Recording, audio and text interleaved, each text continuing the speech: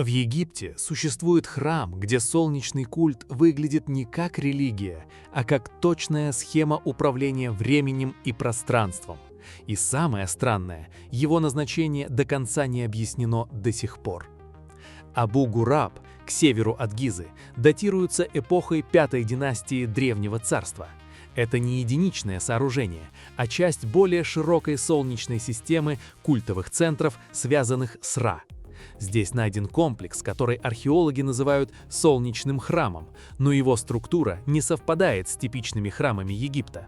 В центре комплекса массивная каменная платформа, ориентированная строго по солнечным направлениям. Рядом алтарь из алебастра, который, по данным раскопок, не использовался для обычных жертвоприношений.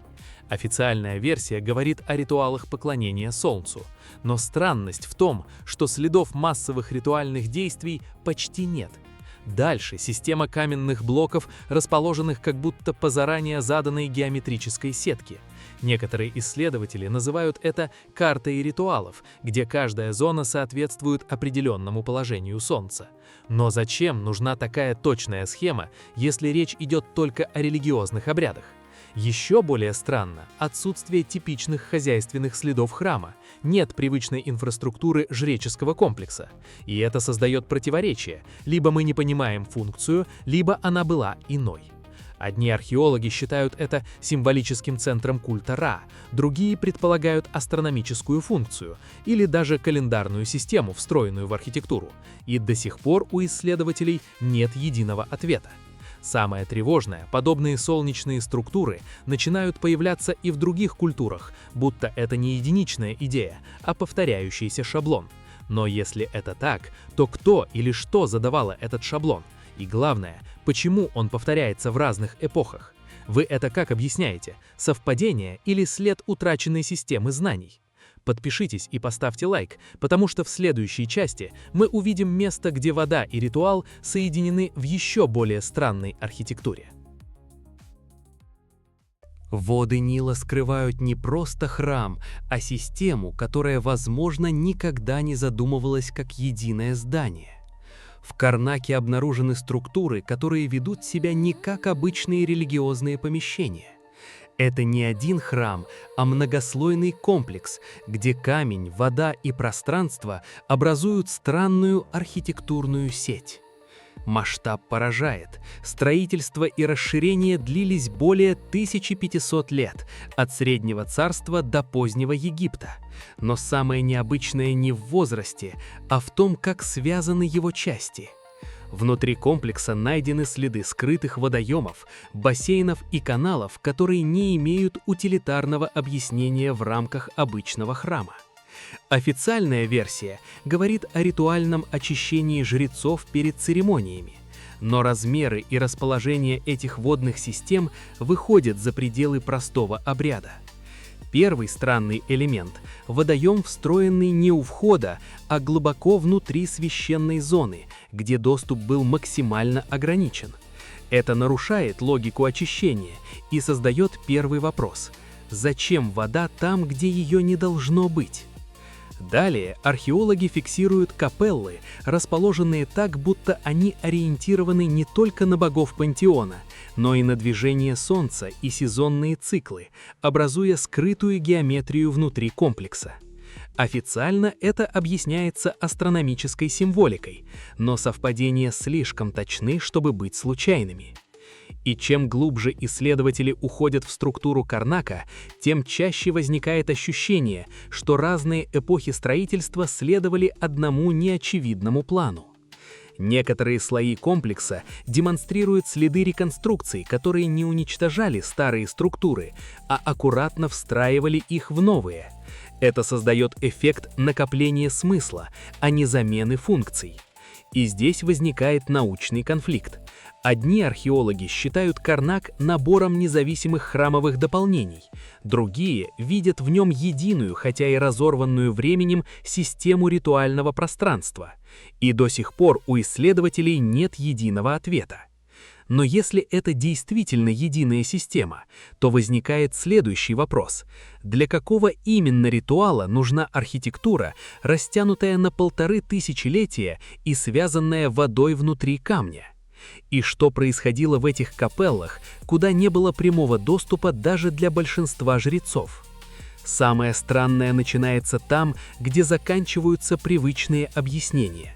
Что если вода в Карнаке была не просто символом очищения, а частью более сложного механизма управления священным пространством?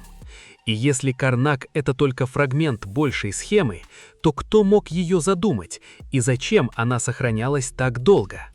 Но следующая находка еще страннее. На северо-западе Италии, в районе Пьемонта, зафиксирован религиозный объект, который нарушает базовую логику исторической смены культов. Храм в Понсо, где следы ритуальной активности фиксируются непрерывно с V века до нашей эры и вплоть до римского периода, без видимого разрыва. Это означает, что одно и то же сакральное пространство пережило смену цивилизационной власти, языковых систем и религиозных пантеонов. Уже сам факт непрерывности здесь выглядит как аномалия. В ранних слоях археологи фиксируют доримскую культовую структуру, предположительно связанную с локальными итальянскими традициями. Однако в более поздних слоях нет полного замещения. Римляне не уничтожают прежнюю систему, а интегрируют ее. Вопрос в том, почему. В большинстве известных случаев Рим либо поглощает, либо перестраивает святилища под собственную идеологию, но здесь фиксируется странная преемственность. В некоторых участках обнаружены архитектурные элементы, которые не поддаются точной культурной атрибуции. Они не полностью соответствуют ни русским, ни римским стандартам. Это создает первую трещину в официальной интерпретации. Далее, слой за слоем, структура храма показывает не разрушение, а адаптацию. Одна и та же зона ритуальной активности сохраняет свое положение, несмотря на смену эпох. Возникает предположение, что культ был важнее государства, или место само по себе диктовало непрерывность использования. Но тогда возникает еще более сложный вопрос: почему именно здесь? В окрестностях нет очевидных природных аномалий, которые обычно объясняют сакрализацию территории. Однако интенсивность находок указывает на длительное и устойчивое использование, как будто традиция не прерывалась ни на одно поколение. И здесь появляется научный конфликт. Одни исследователи считают это примером культурной адаптации римской религии к локальным практикам, другие — свидетельством существования более древнего, устойчивого религиозного ядра, которое просто сменяло оболочки. И до сих пор у исследователей нет единого ответа. Если это всего лишь адаптация, почему структура культа так последовательно сохранялась почти без изменений? И если это не адаптация, что именно удерживало эту непрерывность на протяжении веков? Но тогда возникает следующий слой загадки. Могли ли такие непрерывные святилища существовать как сеть, а не как отдельные точки? Напиши свое мнение в комментариях, не забудь подписаться и поставить лайк, потому что дальше мы спускаемся под Иерусалим, и то, что скрыто там под землей, меняет само понимание ритуальной чистоты. Под землей Иерусалима обнаружены ритуальные бассейны, которые не просто использовались для очищения. Их структура намекает на систему намного сложнее религиозного ритуала. Это не отдельная находка, это часть скрытого подземного слоя города, который продолжает раскрываться до сих пор. Масштаб этих миков поражает. Десятки, возможно, сотни объектов, встроенных в жилые кварталы, храмы и древние дороги, датируемые разными эпохами, от позднего Железного века до римского периода. Официальная версия проста. Это ритуальные ванны для религиозного очищения перед входом в священные пространства. Но чем глубже археологи изучают эти структуры, тем больше появляется странностей. Некоторые миквы расположены в местах, где религиозная необходимость не очевидна. Другие имеют необычную глубину и сложную систему ступеней, которая не всегда соответствует стандартным канонам очищения. И возникает вопрос, зачем создавать столь сложную инфраструктуру, если речь идет только о ритуальной гигиене? В одном из раскопов под старым городом были найдены миквы, соединенные с системой водных каналов, происхождение которых до конца не объяснено. Официально это трактуется как инженерное решение для подачи чистой воды, но некоторые исследователи указывают на странную повторяемость архитектурных форм, как будто существовал единый принцип проектирования, передаваемый через поколения. И здесь возникает первое противоречие. Если это просто религиозные объекты, почему их структура так строго стандартизирована в разных эпохах и слоях города? И почему некоторые из них оказались намеренно скрыты под поздними постройками, словно их значение было утрачено или запрещено? Чем глубже спускаются археологи, тем больше миков оказываются не изолированными объектами, а частью подземной сети, которая может охватывать весь древний город. И именно в этот момент возникает самый тревожный вопрос.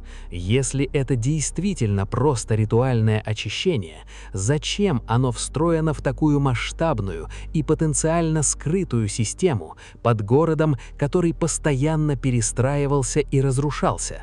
И кто контролировал эти структуры на протяжении веков, когда власть над Иерусалимом переходила от одной цивилизации к другой? Но дальше становится еще страннее. Под одной из миков обнаружили следы более древнего слоя, который не совпадает ни с одной известной культурной фазой города. И это ставит под сомнение саму идею происхождения этих сооружений. Что если мы видим только верхний слой системы, смысл которой давно утрачен? Напиши в комментариях, может ли под Иерусалимом существовать единая скрытая сеть ритуальных структур, о которой мы до сих пор знаем лишь фрагменты. Ну а мы продолжаем. В разных частях мира археологи сталкиваются с одной и той же проблемой. Пещеры, которые использовались как святилища на протяжении тысячелетий. Одним из самых ранних примеров считаются пещерные комплексы юга Франции, включая Ласко Кейвс, где обнаружены слои деятельности эпохи Верхнего Палеолита. Но здесь возникает первая аномалия. Эти места не просто убежища древнего человека, а структурированные пространства с символическими изображениями, расположенными в труднодоступных зонах. Официальная наука объясняет это ритуальными практиками охотничьих культур. Однако точное повторение мотивов и их размещение в глубине пещер до сих пор вызывает вопросы. Далее, аналогичный феномен фиксируется уже в совершенно другой эпохе, на Мальте. В подземном комплексе Hippogeium of Halsafliene обнаружена сложная система камер, вырубленных в камне и использовавшихся как культовое пространство. Здесь уже нет примитивных рисунков, только архитектура, акустика и строгая организация уровней. Официальная версия говорит о погребально-ритуальной функции. Но странность в том, что структура гипогея напоминает не единичное святилище, а продуманную систему погружения вниз, как будто движение вглубь имело символическое значение. И это уже не локальный феномен, а повторяющийся паттерн. Еще один пример – Cave of Machpelah. Место, которое на протяжении тысячелетий оставалось объектом религиозного почитания разных традиций. Археологически, это один из редких случаев, где сакральная функция не прерывалась полностью, а трансформировалась вместе с цивилизациями. И здесь возникает ключевой конфликт интерпретаций. Одни исследователи считают это естественным развитием религиозных центров. Другие – редким примером устойчивых священных локаций, чья значимость сохраняется независимо от культуры. И до сих пор у исследователей нет единого ответа. Почему одни и те же типы пространств, пещеры, глубинные камеры, подземные уровни снова и снова появляются в разных эпохах и регионах? И самое странное, чем древнее слой, тем сложнее становится его символическая структура. Что если это не совпадение, а повторяющаяся модель сакрального пространства, которую мы просто не до конца понимаем? Но следующий объект ломает даже эту осторожную гипотезу и уводит расследование еще глубже, в места, где следы разных эпох буквально накладываются друг на друга без видимых разрывов. Как вы думаете, это независимые открытия или части одной древней традиции, которую мы пока не умеем читать?